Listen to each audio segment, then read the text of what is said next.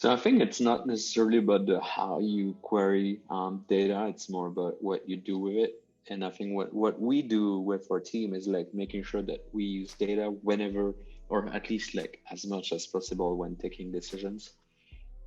Especially when you think about the our projects, for instance, and the one we run. Recently, someone suggested that we run a very specific retargeting campaign, and when you try looking at the numbers, it didn't really make sense. We would spend more time actually building the campaign than what it would benefit to us. And I think that what really matters is that we try to get data to steer yourself in one or the other direction. It's not. I think at least from my experience, you can never get the full picture from data, or you kind of need to have like both quantitative and qualitative data. Um, but I think it's about using that to steer the boat. What's up, guys? Welcome to Kenny Soto's Digital Marketing Podcast. We are now on episode 30 of the podcast.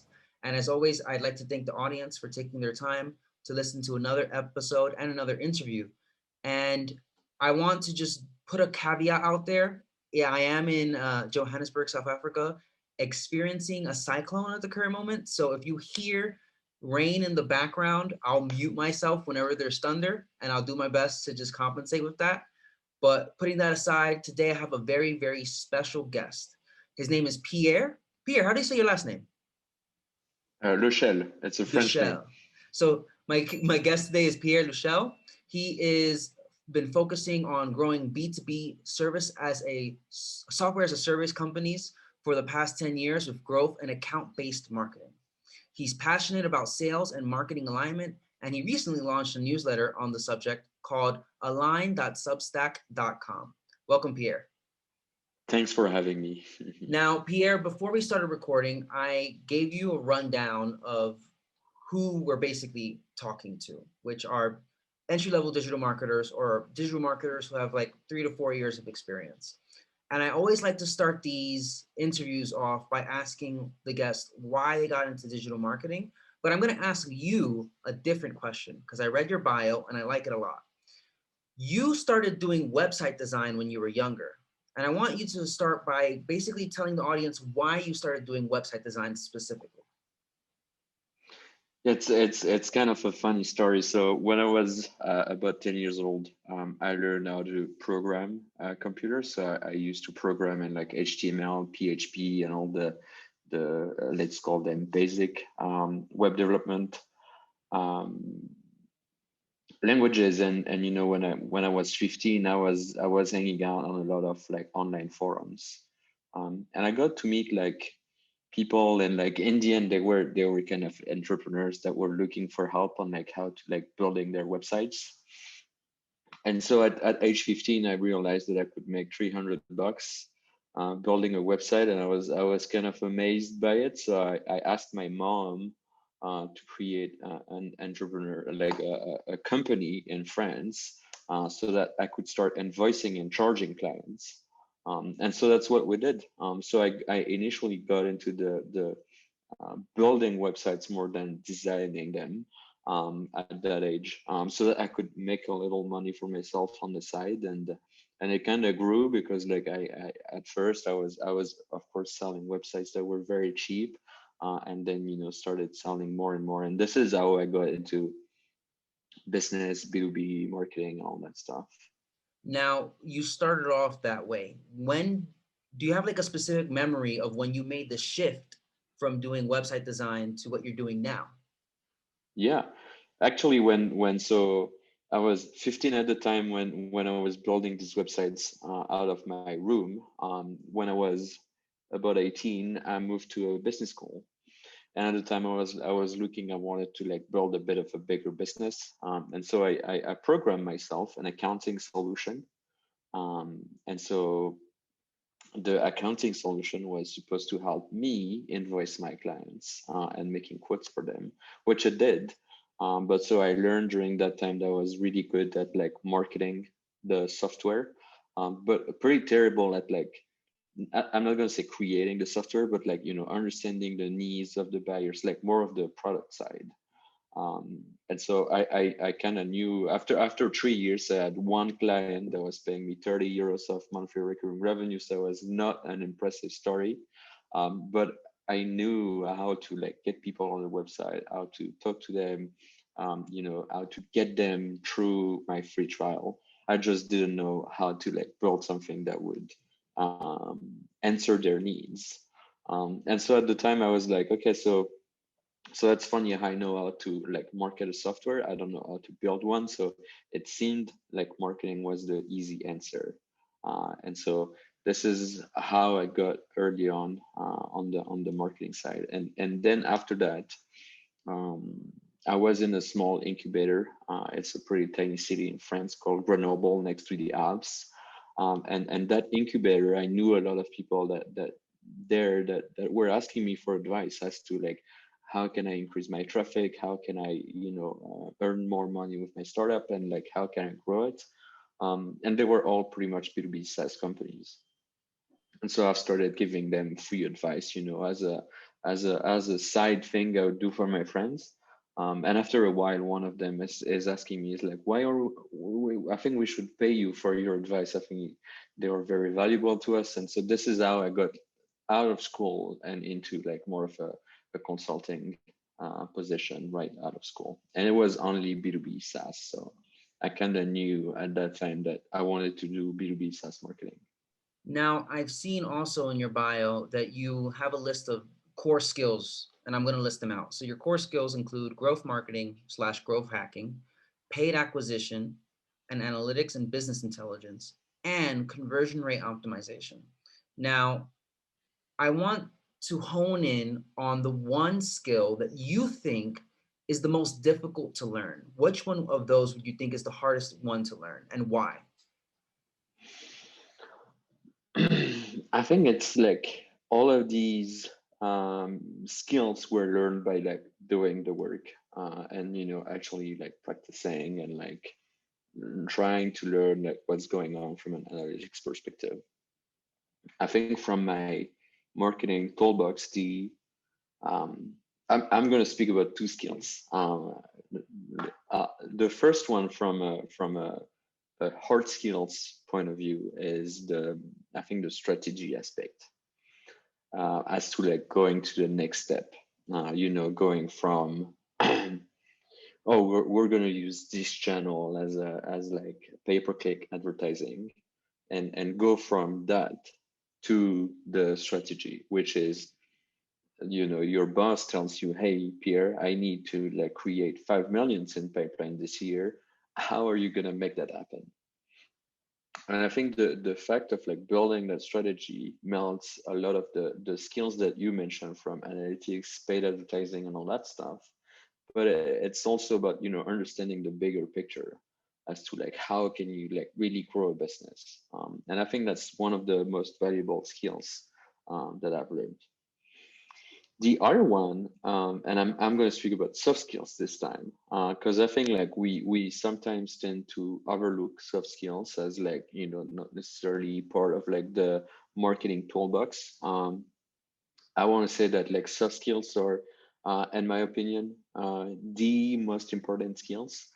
If you only have to like work on one, I would advise you to work on soft skills. And I think it's about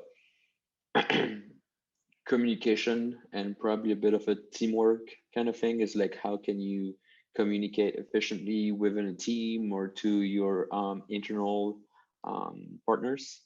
And I think it's really hard to like communicate within a business, be it you have 30 employees or 15, or you're just like five, or more than that. It doesn't really matter. It's always extremely hard to like communicate about the right things, communicate about what matters to others, because quite often you are very deep into your thing, and all about searches and like cost per click and like CTR and all that stuff. But like quite often none of that really matters to the CEO, the board, or even other people within the organization. So I think knowing how to communicate to everyone around is a very important skill. Would you say, Pierre, that because I want to piggyback off what you've just said, would you say that a lot of marketers early on start off by focusing on, oh, I need to learn Google Analytics per se, or I need to learn how to use Facebook advertising and Facebook Ads Manager, but they don't take the time to focus on those soft skills, which, when you think about it, are technically more important for career growth because the technologies constantly change. You're going to learn something and it becomes outdated, but what's more important is knowing how to talk to your manager, the CEO, and other stakeholders in the team. Would you say that's correct? Yeah, absolutely. I also think it's like way easier to work on your hard skills than it is to work on your soft skills, right? If you want to learn Google Analytics, you log in there and you click everywhere you want, and like you play around and you experiment, and after a couple hours you'll have learned the basics of GA, and you'll do more and more time, and you'll learn more about it. But for soft skills, I think it's like much harder. And to be honest, I don't think there's like a clear way today on like, oh, I'm gonna work on my soft skills. And I do these yearly retrospectives. I do like not yearly, but I do them like quarterly, as in like here is something that I want to improve. And I think it's really hard to like put a project, behind I want to work on my communication skills. And like, how do you make these goals like smart, right? It's like completely impossible. So the only thing that you can really do is like, try to get better and like do your best at it, but it's harder to like get better on it and to like measure your progress. So I think that's why like a lot of like people, and I'm not only speaking about marketers, but like we tend to overlook soft skills because it's like really hard to improve them. And like quite often, I think it comes from actually doing the work and being in team like every day. And sometimes you say something and you see the other person's face, and you say and you think like, oh, I shouldn't have said that. And this is one of the learnings like this is one thing that you've got to make, is like make mistakes, and then you've got to learn about them. So I think it's really like soft skills are definitely the most um, important skills, but it's also I think the hardest to improve. Now, in terms of getting better, not only with soft skills and hard skills, but just overall in your career, what do you do to stay up to date in your industry and to make sure that you're competitive against other people who also do the same services that you provide? So I think one of the things that I constantly do is like try to like be connected with as many people as possible. I've recently joined a community with a couple thousand members called the Revenue Collective, where it's basically a Slack group, and they organize tons of events. And basically, in that community, you ask questions, and you say, hey, I don't know how to handle this situation, or I don't know how to do that. Like how you guys solved that in the past, and you will get tons of answers. And so this is one way that I do about connecting with people. I've been pretty active lately on LinkedIn as well. So a lot of people will reach out to me and be like, "Hey, Pierre, it would be good to get coffee." And so I think when you do these one-to-one connections, I think it's really useful. I do read a lot of books as well, so I always have my Kindle with me, and like my Kindle is always full of non-fiction books about like business and marketing or data or communication or whatever. And I think that helps me a lot. In the past, I used to follow a lot of like newsletters and follow a lot of like various blogs, but I found it to be like a lot harder as time went on, but like following about all that stuff, and like making sure that I wasn't missing anything. I'm a kind of an inbox zero geek, so whenever I leave my desk at the evening, I'd like to have things steady. And quite often having all these emails made that hard. So what I do today is like I use Pocket. So whenever I see an article and I'm like, oh, I would like to read that, I Pocket that. And now my Pocket is like becoming like a very large list of links. So yeah, I will go to that. how I go about that in the future, but that's pretty much how I stay on top. I'm so I glad think you mentioned, sorry to interrupt. I'm glad you mentioned books because my audience and personally myself as well are very keen on books and figuring out what are the best books to read. Now, it doesn't necessarily need to be a recent book, and I'm assuming you've read a lot of books. My main question now is, what's the book that's been the most impactful to your career? It doesn't necessarily need to be about marketing, it could be about business or whatever. But the one that you've read that as soon as you finished, you were like, I know exactly what to do to grow in my career after reading this. I think it's funny if I think about if I think about it, I immediately think about the blue ocean strategy.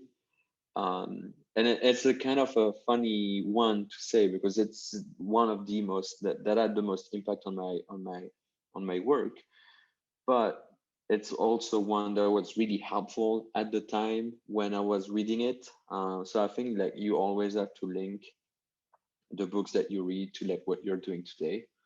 I think one of the writer that I like very much is I do not know how to pronounce his name in English. Is like Seth Godin, who obviously always write very good books, and I kind of like the guy. Um, but so yeah, the blue ocean strategy was very helpful. There's also um, it's a consulting firm. They're called Winning by Design, and they've started um, writing books. And I think their books are really helpful. As in, like I don't remember their titles. They have like quite complex titles to remember. But I would advise to like read them. They're really handy. Now, in terms of current events, I'm assuming that COVID-19 in 2020 was crazy for you as well. What do you believe are some things people need to prepare themselves for this year in 2021? Obviously, it's hard to predict the future, but for the most part, it's important to try to guess what's going to happen in the business world so that you're prepared. A lot of people have been doing remote work, but that was people mainly in tech and in startup world. So they were already prepared for the remote work landscape, whereas other people had to just get pushed into it. What do you think, excuse me, is like the next remote work or the next thing that people in tech are currently doing that the rest of the workforce is going to basically get slapped in the face and discover it the hard way? I think it's a difficult question. I'm not that good about predictions, but I'm gonna go with with about all of that digital thing. I think for us, digital, like being like natives and digital, and like I'm gonna say fluent. Um, I think it's all very easy, as in like we go from the office to like fully remote just like this, but like for most organizations, this has been quite a transition. And from a marketing perspective, for instance, when we were preparing for 2021 and we made our strategic year for the year, we wanted to invest more in events and like physical events. Now, as you see how the year unfolds, you're like, oh, maybe that's like stupid, and we'll never do physical events in 2021. Um, so I think like we kind of like we need to go back to being agile much more than what we did before. I think like we cannot do yearly planning anymore. We have to do maybe it's quarterly or maybe it's half the year or whatever. But like we need to like live day by day. I think it's also important that, like, as people, we focus on our personal health. I think for everybody, it's been quite a stressful period. And for me, I mean, like, I'm starting to be very tired of like not being able to like go out and see my friends and all that stuff because you cannot decompress. So I think it's important that we do that. Um, and in terms of like this maybe going with the full digital, but I think most organizations are not very strong on data. And so I think this is going to seem stupid for most of the marketing folks, but when you think about a lot of big organizations, they're not that strong in terms of data. And so I think the full digital will enable more and more about that transformation. How how is your team, what you're currently doing, and you can explain what your current job is. How does your team currently prioritize data? Because when people hear data, some of them they just think Google spreadsheets. But other people, when they think of data, they think of SQL and parsing reams of data to make huge customer profiles. And they're using things like Mixpanel, for example, to optimize their products. So data is very a big term. How do you focus on data right now? So I think it's not necessarily about the how you query data. It's more about what you do with it. And I think what we do with our team is like making sure that we use data whenever, or at least like as much as possible when taking decisions. Especially when you think about the our projects, for instance, and the one we run. Recently, someone suggested that we run a very specific retargeting campaign, and when you try looking at the numbers, it didn't really make sense. We would spend more time actually building the campaign than what it would benefit to us. And I think that what really matters is that we try to get data to steer yourself in one or the other direction. It's not. I think at least from my experience, you can never get the full picture from data, or you kind of need to have like both quantitative and qualitative data. Um, but I think it's about using that to steer the boat. And so one way that we use data is that all of the projects that we run are prioritized through what we call an ICE scoring, which is impact, cost, and ease of doing the project. And we rank that based on a scale of 1 to 10, 10 being the highest and 1 being the lowest. And we use data as like supporting facts of that scoring. So whenever we're going to run, for instance, that retargeting project, you look at the size of the audience, and you're like, oh, there are only 500 people in there, so 500 people times your click-through rate times blah blah blah, and then you're like, oh, but so we can only expect to have 5 leads or 10 leads from that. Does that really make sense for us to undertake that project? Now, if you've mentioned something that I haven't heard of, which is exactly why I do this podcast, ICE scoring. If I or someone who's listening right now wanted to learn more about ICE scoring and how to use it, what resources could be used? Do you know of any? I think online, if you look for ICE scoring, you can probably find something about it. I don't I don't have um, A specific a, s- resource? a, a specific resource in mind. It's something that I've been using for the last couple of years, and that has Okay. been really useful in like making sure that whenever we go about a project, you start to see like how does it fit within the picture of like where do we want to go. But so yeah. Okay. So just for the audience, anyone who's listening right now, I'll personally start doing some research and I'll post it within the show notes of this episode, different links that you can use to start learning ice scoring. And with that being said, Pierre, I want to ask you my final question. It's a question that I ask all my guests just to close out with a nice touch. If you can go back 10 years, knowing everything you know right now, how would you speed up your career to get where you are now faster? So I think early on in my career, I've decided to like work as a consultant, and also I worked by myself for 4 years. And on the one end, it was extremely it made me more of a strategic person. I was talking only to CEOs at the time or CMOs, so it made me more strategic. But I think during that time and during those 4 years, I kind of I missed a bit of the operational things that like you do at the beginning. And so what I'm not sure I would change it because it was a great period.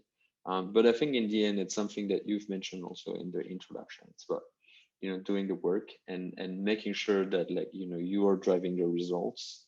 And I think if early on you really focus on like, where do we want to go strategically? Do we want to acquire new customers? Do we want to acquire new logos, or do you want to expand our current customer base?